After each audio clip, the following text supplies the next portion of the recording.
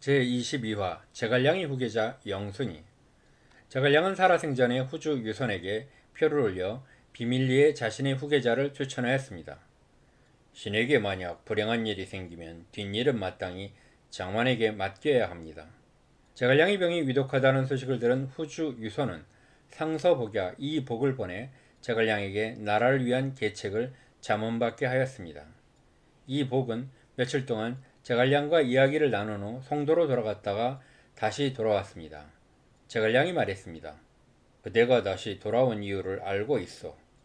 며칠 동안 하루 종일 이야기를 나눴지만 말을 미처 다 하지 못했으니 다시 와서 결론을 듣고 싶은 것 아니겠소. 내 뒤를 이을 사람은 장완이요. 이복이 사죄하고 물었습니다. 일전에 확실히 가르침을 받아야 했는데 깜빡하고 말았습니다. 청컨대 장완 다음에는 누가 뒤를 잇는 것이 좋은지 가르쳐 주십시오. 장완 다음에는 비의가 적합하오. 이복이 비의 다음을 물었지만 제갈량은 답하지 않았습니다. 그렇게 제갈량은 세상을 떠났습니다. 후주 유선에 의하여 장완은 촉의 행정을 맡은 상서령이 되었고 점차 승진하였습니다. 상서령이 된 지 얼마 지나지 않아서 군대의 업무를 주관하는 도호를 겸직했고 황제의 권한을 대행하는 가절을 받았고 촉한이 위치한 익주의 책임자인 익주자사직까지도 겸임하게 되었습니다. 군국의 대사가 다 장완의 수중에 주어졌습니다. 명실상부하게 촉의 1인자의 위치에 오른 것이었습니다. 유선은 장완의 명성이 제갈량에 미치지 못하였으므로 차츰차츰 장완의 존재감을 부각시켜 나간 것이었습니다. 제갈량은 장완이 어떤 점을 보고 그에게 중임을 맡긴 것일까요? 장완은 호남성 상향 사람으로 훗날 태평천국의 난을 진압한 증국봉과 동양인 사람입니다. 삼국시대에는 형주, 무릉군 출신입니다. 유비가 형주에서 조조와 대항할 때 장완은 유표휴하에서 형주 주정부의 서자라는 낮은 지위의 관리였습니다.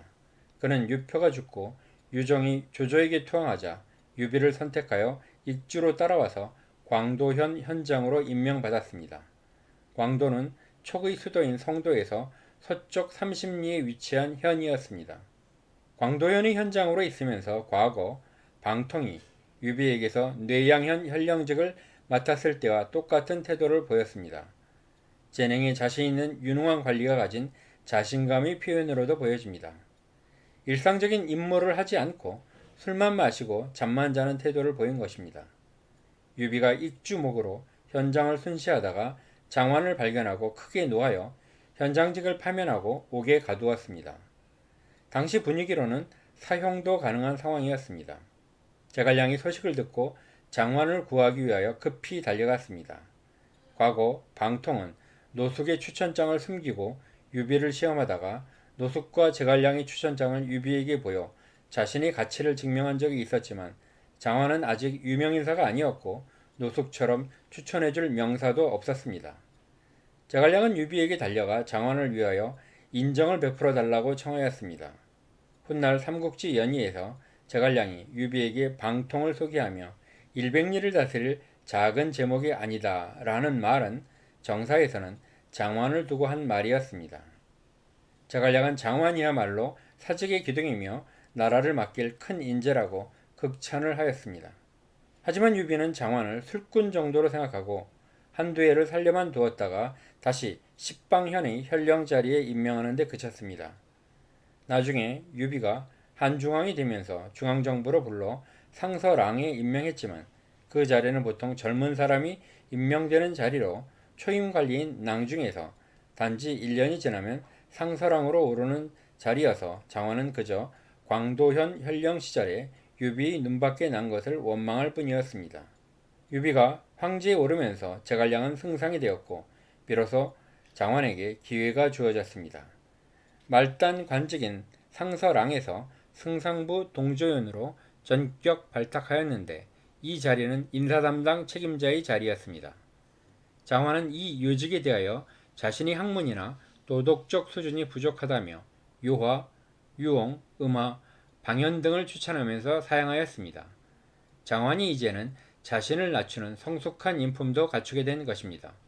제갈량은 장완에게 자신을 낮추면서 자리를 사용하지 말아달라면서 다른 사람이 이 일을 맡으면서 감정적인 얽매임에서 벗어나지 못할 뿐만 아니라 비밀을 유지하지 못한 경우가 많았으며 왜 그런 인물을 뽑았는지 전혀 납득하지 못하는 사람들을 뽑아놓곤 하는 경우가 비일비재하였습니다. 그런 연유로 나는 그대가 동조연 자리를 맡아주기를 희망하는 것입니다.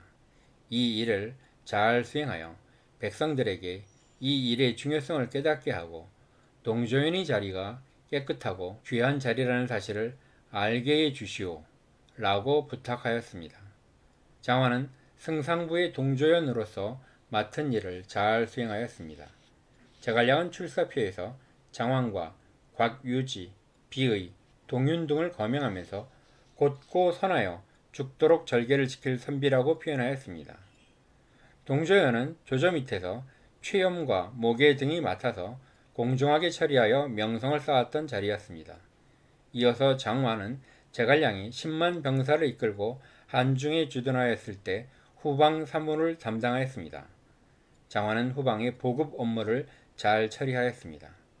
제갈량이 죽자 장화는 상서령에 임명되었는데 이 자리는 겉으로는 황제의 비서실 관장에 불과하지만 실제 권한은 삼공과 구경이 상소문을 비준하거나 반박할 수 있는 자리였습니다. 제갈량이 장환을 천거했지만 아직 장환의 존재감은 이에 미치지 못하였습니다. 후주 유서는 장환을 상서령으로 삼았지만 바로 제갈량의 직무를 계승시키지는 않았습니다. 이는 장환의 원래 직책이 묵은 장군으로 지위가 너무 낮았고 서서히 승진시킬 필요가 있었습니다. 우선 상서령에서 영익주자사로 승진시키고 다시 대장군 녹상서사로 특별 승진시킨 다음에 안양정으로 제후에 봉하였습니다. 녹상서사는 전한의 한무제가 나이 어린 태자를 곽강에게 부탁하면서 녹상서사로 임명하면서 처음 역사에 등장한 막강한 자리입니다. 이어서 행도호에 임명하였는데 도호는 군대의 모든 곳을 장악하는 자리였고 가절은 황제의 홀인 절을 잠시 그에게 맡겨서 천자를 대신하여 명령을 내릴 수 있다는 의미로 군대를 통제하고 대관에 대한 임명권을 갖도록 허락한다는 막중한 권한을 가졌다는 의미입니다. 거기에다 익주자사의 임무도 겸임시켰는데 익주가 촉한의 모든 지역임을 감안하면 촉의 중요한 요직들을 장환이 겸임한 것입니다. 장환의 인품을 알 수 있는 일화로는 동조연 영희의 평소 성품이 장환과 이야기하면서도 늘 응답하지 않았습니다. 누군가가 이를 문제 삼자 장환이 말했습니다. 앞에서는 따르고 뒤에서 나쁜 일을 하는 것은 선인들이 경계하는 바였습니다. 양희가 내 생각을 옳다고 찬성하면 그의 본성이 아니고 내 의견에 반대하면 내 잘못을 드러내기 때문에 잠잠히 있었던 것입니다. 이것이 양희의 좋은 태도입니다. 라고 말하였고 동롱자리에 양민이라는 자가 장환을 헐뜯으면서 장환은 일처리가 모호해 진실로 앞사람들에게 미치지 못한다 라고 비판하자 장환은 나는 확실히 앞사람만 못함으로 추궁할 만한 게 없습니다. 나중에 양민이 어떤 사건에 연루되어 옥에 갇히자 사람들이 장환이 과거일로 보복하여 양민이 반드시 죽게 될 것이라며 두려워하였습니다. 장환은 개인적 감정에 따라 판단하는 사람이 아니었으므로 양민은 중죄를 면하게 되었다고 합니다. 장환은 제갈량 이후의 실질적인 촉의 1인자였습니다. 삼국지 연의에는 강유를 제갈량의 후계자로 설정하였지만 강유가 위나라에서 귀순한 출신 배경 등을 감안하면 강유가 제갈량처럼 촉의 대군을 지휘하기에는 무리가 따랐습니다. 장환은 실제 전투는 강유가 담당하고 장환은 대군을 이끌고 강유를 후원하는 형태의 북벌을 구성하였습니다. 강유가 전투에서 승리하면 장환이 해당 지역을 점거하면서 후방 지원 업무를 계속한다는 것이었습니다.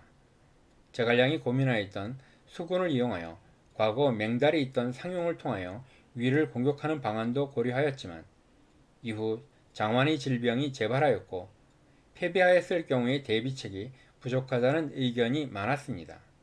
병이 심해지자 장환은 상서령 비의를 자신의 후임으로 추천하였습니다. 장화는 246년에 세상을 떠났습니다. 여담으로 장화는 제갈량과 주고받은 편지가 상당하였습니다. 제갈량이 강유는 일흥대전에서 전사한 마량 이상의 재능을 가진 양주 최고의 인물이라고 칭찬하는 글도 장환에게 보내는 편지에 담긴 내용이었습니다. 마속이 제갈량에 의하여 차명을 다하기 전에 마속의 재주를 악과하며 구명하였던 인물 중에 장환도 포함되었습니다. 하지만 마속은 처형되었습니다. 제갈량이 자신의 후임으로 촉의 수많은 명사들 가운데 장환을 선정한 이유는 그의 넓은 도량과 탁월한 업무 처리 때문이 아닌가 생각됩니다. 이엄이 보급에서 제갈량이 속을 태웠지만 장환은 보급의 1인자였습니다. 항고조 유방이 보급의 소하를 전투의 한심보다 높게 평가하였고 애플의 잡스도 물류의 팀쿡을 후계자로 삼았습니다. 장환은 제갈량 없는 촉에서 중심을 잡고 나라의 안정을 되찾았습니다. 후주 유선도 점차 장환에게 힘을 실어주면서 모든 것을 맡겼습니다. 장환의 수명이 좀 더 허락되었다면 강유와 협력하여 2인 삼각으로 새로운 삼국지를 써내려갔을지도 모릅니다. 하지만 현실은 거기까지였고 장환은 자신의 후임으로 제갈량이 예정하였던 대로 비의를 추천하였습니다. 하지만 비의는 위의 첩자에 의하여 암살되었고 비의의 후임은 제갈량이 추천 명단에 없었습니다. 비의가 사라지면서 황호가 촉의 핵심 인물이 되었고 촉의 구군도 급격하게 기울어져 갔습니다.